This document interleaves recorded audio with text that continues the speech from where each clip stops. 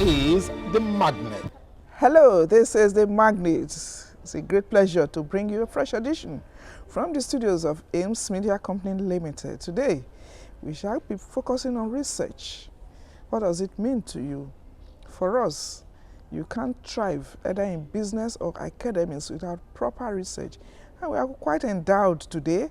We have a researcher, an international researcher visiting Nigeria. Not her first visit, but we'll be finding out how this particular visit is unique from the others that she has been, comparative to other African countries. The program is The Magnet. Who is our guest? Let's bring you her citation. When we come back, we'll start an interactive conversation with her. We'll be back shortly.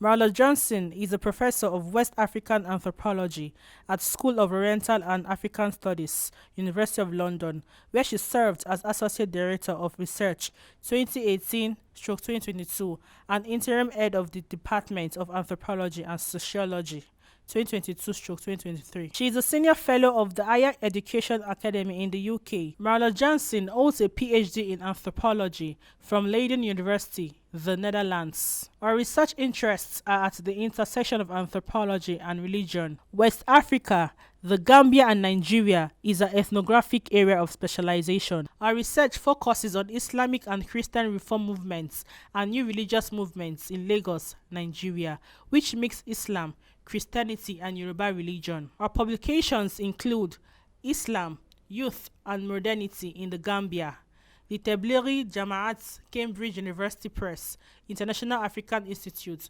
2013, which has been awarded the RAI Amory Talbot Prize for African Anthropology, 2014, a special issue of Africa, 2016, co-edited with Brigitte Meyer, entitled Studying Islam and Christianity in Africa, Moving Beyond a Bifurcated Field and Crossing Religious Boundaries, Islam, Christianity and Yoruba Religion in Lagos, Nigeria, Cambridge University Press, International African Institute, 2021. Together with the Nigerian award-winning photographer Akintunde Akinleye, she curated the traveling photo exhibition, The Spiritual Highway, Religious World Making in Megacity Lagos, Nigeria. She is currently working on religious infrastructure along the Lagos-Ibadan Expressway.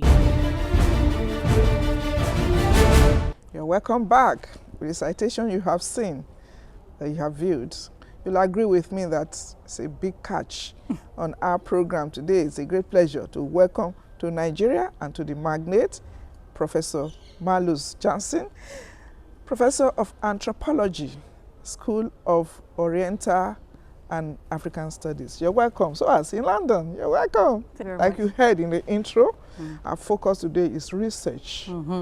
What does it mean? I mean, tell us the relevance of research to ventures, academics. For us, we believe that anything you want to go into, you must do a thorough research to be successful in it. Research is really important. It's a core thing of what I do. As an academic, part of my contract is teaching. I have administrative obligations and I do research. And for me, research is really the core of what I do. But not just in academia. I think in everything you do, there needs to be research. So my research is different from what, for example, a journalist does. I'm not going into the field, do an interview and write an article. I really need to get to into the in-depth, the case study before I'm able to write about something. So research is something which I highly value. I don't believe in what is sometimes called armchair anthropology. Like we're sitting in our armchair and doing research from our armchairs. No, I don't believe in that. Of course, there will always be literature research. But for me, as an anthropologist, it is really important to participate, to observe, to participate in people's everyday lives. And that is the importance of research. And we call that in anthropology ethnographic field research. And therefore, field research cannot be done in a day. So therefore, this time is short, just a month. But I hope to be back and then go more in depth and get a better sense. You mentioned anthropology. Yeah. You are a professor of anthropology. Yes. What is the relevance of research? And then you also mentioned ethnography. Yeah. I know that ethnography, don't let me say what I know, but tell us. So I'm interested in what you think. No, anthropology is and I know it's not so common in Nigeria. I believe there are only 2 universities. Ibadan is a university you know well, is one of the universities where you can study anthropology, but it's not so common here. So I did my PhD in Holland, where I'm originally from, and then in 2012 I moved to SOAS, University of London. So anthropology is really the study of human culture, societies, all over the world. We study societies in the global south, but also in the global north. And so what I find interesting is that our method is called ethnographic field research. And that really involves participant observation. Interviewing is part of what we do, like what we're doing now. We do biographical, qualitative interviews, but it's only one aspect of research. You cannot really understand how people, my own field is religion, because for me, religion is very crucial to the way people give meaning to their lives. So I study religion, both Christianity as well as Islam. And I also study the African religion. Also the African traditional religions, and also the crossing of the boundaries between the 3, which I find really fascinating. So ethnographic field research really involves deep participant observation, hanging out with people over a longer period of time. And that's for me the beauty of being an anthropologist. And we always say that as an anthropologist, we make the familiar strange and the strange familiar. And what we mean by that is that things which are often taken for granted, we question them. We don't take them at face value, we challenge. And things which are, for example, rituals in faraway places, we try to understand. And that process of turning things upside down, that is what anthropologists are very good at. And for me, personally, that has been a very enriching but also an empowering experience. Okay. How do you relate the study of ethnography to, let's say, the society, Nigerian society? Since you're obviously related with a lot of people, a lot of communities, how do you relate it in a way to tell us really what ethnography is? So over the past 3 weeks, I have been doing research. My focus of my research is on religious infrastructure. So I'm interested in the kind of facilities which religious organizations, both Christian and Muslim, offer to their congregants. And so that means that in order to get a better understanding of how religious infrastructure operates in daily life, I lived in Redemption City, the RCCG, the Redeemed Christian Church of God Prayer City, for over the past 3 weeks. So that I don't just rush in and do an interview and rush out and write an article. No, I really wanted to know how people live their everyday lives in a kind of city which they term as a godly city, how they have a moral lifestyle. So participant observation means that I'm part of the community. So I'm taking part in their everyday lives, I'm taking part in religious congregations, I'm taking part in all kinds of programs. So although I'm an outsider, for a period of time I tried to become an insider, and of course there are certain limitations. But as you know, Nigerians are very hospitable people, so they have offered me a very warm welcome, and they have offered me that opportunity, and I'm very grateful for that, to really participate in people's lives. So I see myself as part of a society, and I try to learn and understand from the people. So I'm there. You can compare my role as that of a child who doesn't understand things. I come in as a child, just observing, but also participating as a kind of addition to just interviews. Okay. All right. Interestingly enough, it's not your first visit, like you said earlier. What is the uniqueness of this particular visit, particularly now that there seem to be a lot of complaints, the economic downturn, hostility, and all that? Did you face any kind of obstacle? What's the uniqueness of this, your present visit? There are many things unique about this present research. I have always greatly enjoyed coming to Nigeria. I realized that because I witness it on a daily basis, things have become much harder for many people in Nigeria. The economic situation, inflation, the cost of living crisis, and that's of course not particular to Nigeria. We also see it, I'm based in London, and there's also a cost of living crisis. But what I really appreciate, like doing research means that you have to hang out with people. And in the past, it was sometimes because I was more like a novice in what I was doing. So sometimes it was difficult to get hold on certain people. because people, of course, you cannot just go into an office and say, hello, I'm Marloes, I'm going to do research, because people are suspicious sometimes. So it takes time to establish those connections. But I think this is my 10th month in Lagos. So by going back, people become more familiar and also gaining more experience. And now having become a professor myself, it is easier to connect with people. And I happen to know some very wonderful people who are well established, well connected, and who help me with my research. So in a way, it has become, I think economically the situation is much more difficult than a couple of years ago. But for me, on a practical level, things have become easier. My first research was not in Nigeria. My first research was when I was an MA student in the 1990s. Where? I spent almost a year in the Gambia, the smallest country in West Africa. And I spent some time in Senegal because they're neighboring countries. And my first field research, we didn't really have email. There were no mobile phones. I lived in a mud house in a village for over a year. Wow. There was no running water. There was no air conditioning. So in that respect, my research has become easier throughout the years. That is the real ethnographic research. That was a real ethnographer experience. And it was a wonderful experience. But now getting older, I don't know if I can still... but yeah. That's the young. I'm still talking about sharing experiences in your present visit. I know for sure, I got whispers that you presented a lecture to a wonderful audience. I mean, how does that make you feel in terms of acceptance and, fulfillment? That was really a wonderful experience because I received such a warm welcome. And it was a great opportunity for me because I presented my book there, and my book came out during COVID. So this was my first book launch. And my book is situated in Lagos. And it was a wonderful experience to present my book to an audience who knows what I'm talking about and to get their feedback. So people have always been so helpful, and it was nice to get that response from the people, some of them who also feature in my book. So no, that was a great opportunity and also to hear that people who know the Nigerian context much better than I do, agreed with many things I had to say. So that was I felt very special that day. Okay. Interestingly enough, we were sharing thoughts earlier that you've been able to visit so many communities, gated communities as it were, a lot of people helped. How hospitable can Nigerians be compared to other African countries that you have been to, even Western countries? Well, I think the comparison is not really fair. I don't even know who my neighbors are in London. Well, I was going to say metaphorically speaking, but also maybe literally speaking, where here Nigerians are known to be very hospitable people.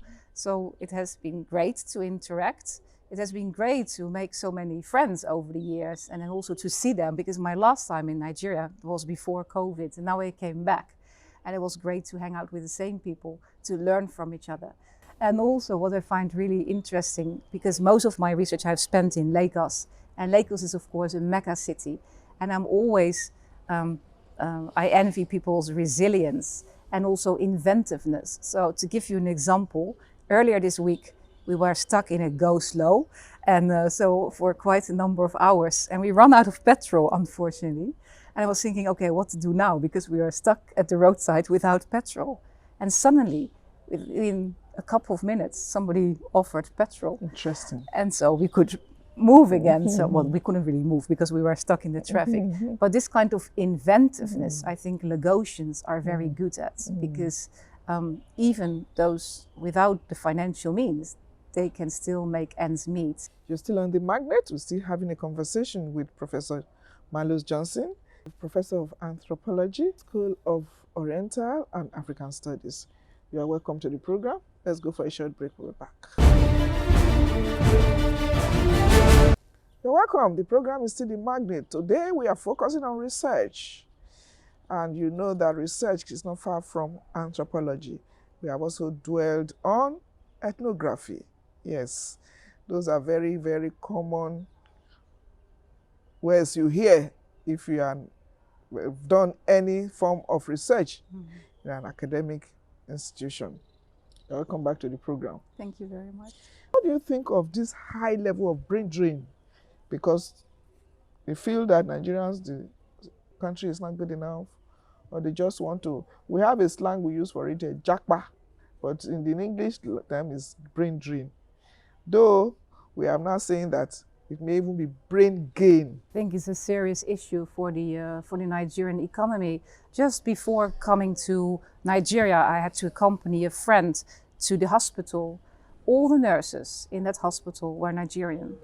Wow. So imagine, just a typical hospital in London. So there is this enormous brain drain. I understand why some people think that they're looking for greener pastures in London, but I think it is a problem to the economy. And I really hope that the government is going to do something, because there's so much quality, high talented people here in Nigeria. And I really hope that the government finds a way to give them a better perspective so that they are willing either to return or better to stay in Nigeria. There are so many new universities. Just the other day I was driving the Lake Ibadan Expressway. Even on that road I counted I don't know how many private universities. Universities are growing everywhere. Religious organizations are having their own faith-based universities. There's so much potential here. And so I think this brain drain is a serious issue and something needs to be done about it. All right. You don't seem to have any bias for any religion in your research. No. You delve into Christianity, Islam, even the African studies. What can you say about the religious tolerance of Nigerians? I think that tolerance is very high, but especially here in Yoruba land, right, in the southwest of Nigeria. So I should start by saying that I'm not a religious scholar, I'm a scholar of religion. I study religion, but not from a theological point of view. So for me, it's important how people live and do religion. So I'm not in a position to say whether the practices or the religious practices they perform, whether they are legitimate or illegitimate, because I'm not speaking from a religious scholar point of view. So I've studied Islam, I've studied Christianity, I've even studied a movement called Chrislam, a movement which really crosses religious boundaries, combining elements from both Christianity and Islam. I've also studied how African traditional religion sometimes feeds into Islam or Christianity. So it's not to me as an ethnographer to judge. For me, it's to learn. Of course, I have my own personal opinions, but they are not important in my research. So I think what I find most fascinating, and therefore my research is really based in Lagos, in the southwest of Nigeria. It's very common in one family to have, for example, your father is a Muslim, your mother is a Christian. The children grow up as either Muslims or Christians, and they can choose. And I think that situation is very unique. And I think the Yoruba people can teach us a very important lesson about how people can live together in peace. So my research really focuses on conviviality, coexistence. And I think that also has academic relevance, but also social relevance. Because the typical image of Nigeria in the Western media is of a country torn by religious clashes and conflict. And that is a very one-sided image of Nigeria. I'm not saying that there's no religious difference. There is. And there is conflict. Not so much in the Southwest. But what I try to show in my research is that religious difference does not automatically lead to polarization. It also leads to processes where people coexist, where people learn from each other, even copy from each other, borrow from each other. And so I think that is really important.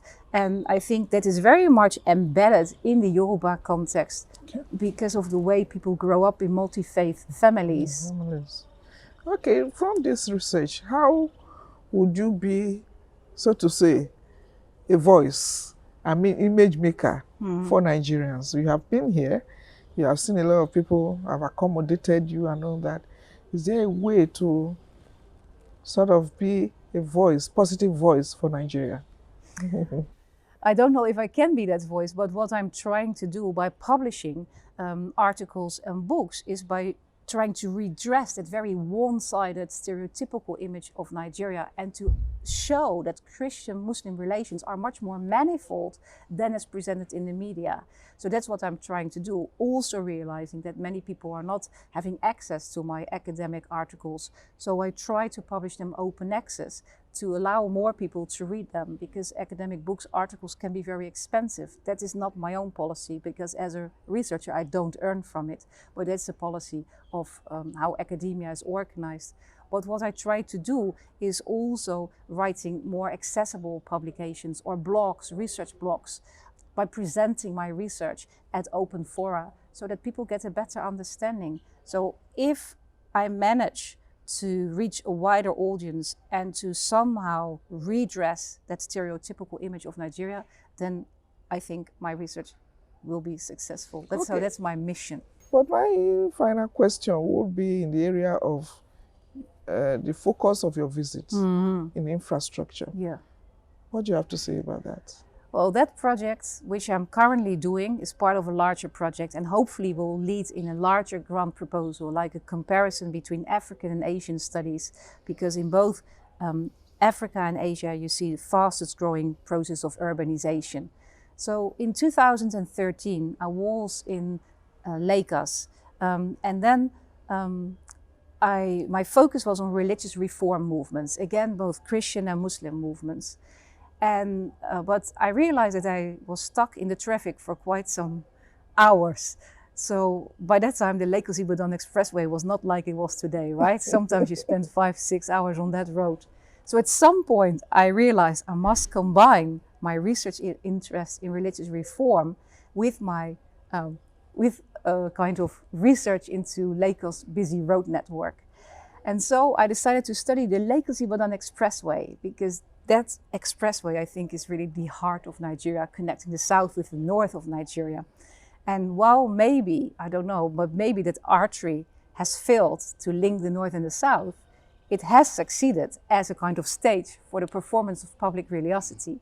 So I decided to call it the spiritual highway, because on both sides of that road, you see massive prayer camps, both Christian ones, Pentecostal ones. So two prominent examples are, of course, we already spoke about Redemption City of the Redeemed Christian Church of God.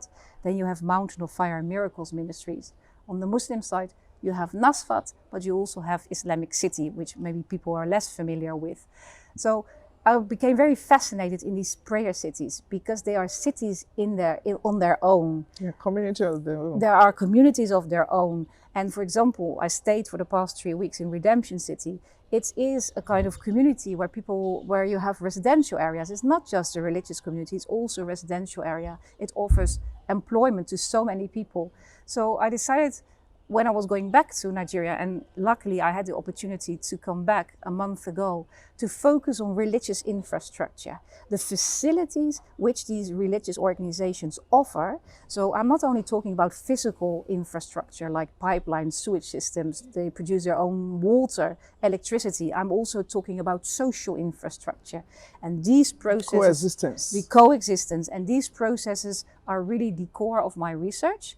The facilities, and I don't know if I can go as far as saying that some of these religious organizations have stepped into a vacuum because of maybe a residing state. So many of the facilities which they offer, one expects from a state. Filling a gap. They are filling a gap, exactly. And I think that is quite interesting for me. And so I'm interested on how the Christian side and the Muslim side, how they're doing that. So the first 3 weeks of my research, I focused on Redemption City. And now the final week of my research, I focus more on how Muslims are forming communities, not necessarily along the Lagos-Ibadan Expressway, because I have done a lot of research into Nasfat, and also to some extent I've studied Islamic City. But now I'm also interested, and I need to be fair to my research assistant. I'm working with a wonderful student from Lasso. His name is Isa Suleiman, and he's doing his MA research on Muslim estates. And so he spoke about his research, and I said, that's really fascinating. So I said, would it be possible during my final week of my research that we swap roles? Instead of you being my research assistant, I become your research assistant. But he said, oh, okay. I said, no, we swap roles. So now over the past days, we have been focusing on these Muslim estates, kind of communities where like-minded people live together. It doesn't mean that there are no Christians living there. There are also Christians, but they operate according to their own rules and regulations. So, and that is really the kind of infrastructure I'm interested in. And I'm also interested in the role of what I call religious entrepreneurs. affluent people who have the financial means, who have the networks to combine resources and to really invest in urban development. So this is really what my focus is, and hopefully this will lead to a bigger project where I can then compare with a number of colleagues from all over the world, cities in Africa and Asia. All this delving into different places, aren't you scared because of the insecurity, high level of insecurity that you hear of, even when you're not here? Of course, I hear these stories, but and I would. My first visit to Nigeria, I traveled overland from Kano to Sokoto. I will not do that anymore. By that time, it was not completely safe, but it was safe. That is something which I was invited to give a talk somewhere. I said, I don't travel overland. Therefore, I think my research is stuck in Lagos. Due to the economic situation, there's also a lot of violence not religious violence, there's like criminality, right, in Lagos. So I always make sure that I don't travel late at night. I travel with people who I know. But I think fear is not a good guide in our lives. So I'm very dedicated. This research is something I'm really passionate about. How expensive are these research? Research, unfortunately, is expensive, but there are different funding agencies. But it is a really competitive process, and therefore it can take up to a year. Thank you so much for coming on the program. But I won't let you go. Just a token from us. This is a literary work, Whisperings of a Broadcast Joy. Thank you very much. I appreciate it. It's been the Magnet. We focused on research. Like we said, there's no study, there's no academic study, there's no venture you succeed in without doing thorough and proper research. I've been able to take one or two tips from this chart today. Do make it a date with us same time next week when we shall bring a fresh edition from the studios of Ames Media Company Limited. Until then, bye for now.